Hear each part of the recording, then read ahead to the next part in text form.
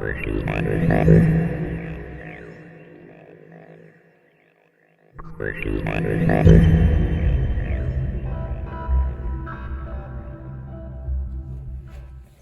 so today we're going to look at the Maltbys down here.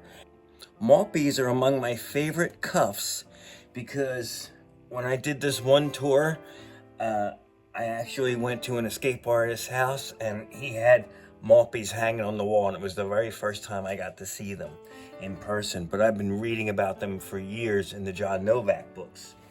Now, we went through Maltbys before several times because they are among my favorites. And the one thing that's very cool is I have this detective case. That's how we know some are called the detective cuffs. Again, check your handcuff manuals because there were great articles in there telling the difference. Basically, you can see there's a difference in the linkage. So besides one having a flat key and one having the round key, the linkage is the way to tell, the detective from the other models and the lightweights and all that, because they go by thickness of center link. These are the prison. These are the heaviest ones that I have. And then, of course, my favorite among favorites, the bestest ever, is the Maltby bars. These are in the top 5 of my favorite cuffs that I have because they're just so freaking amazing. And the fact that they existed was a matter of contention for a little bit among a few of my friends. But I just opened this one pair so you could see the trigger mechanism. And again, in all my other videos, you can see these featured. These are the round key.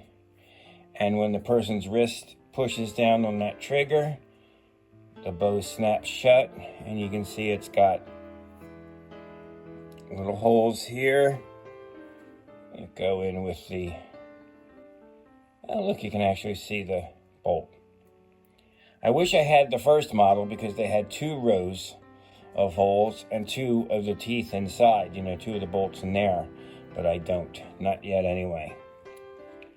So here we go, let's try and close it. Ready? Now, imagine that's your wrist. And you know what, another cool thing about Maltbys is that when you see photos of them, like I did when I was growing up, I always thought they were way thicker because there's so much going on in there. And yet the lock case is unbelievably thin.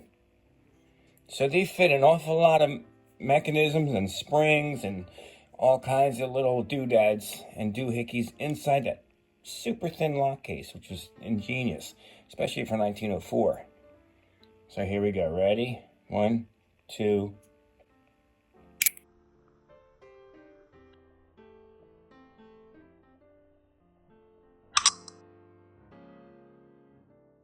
See how it closes? And it's adjustable, of course. Now, how cool is that? I also have these on the long chain, which I don't believe was factory, but cool nonetheless. And I'm looking for, oh yeah. And the prison models, they came with the key that actually says on it, look at that. The Maltby Manufacturing Company. And the different settings, that's open. And then it gets set. The trigger, see that click up? Boom. You take the key out.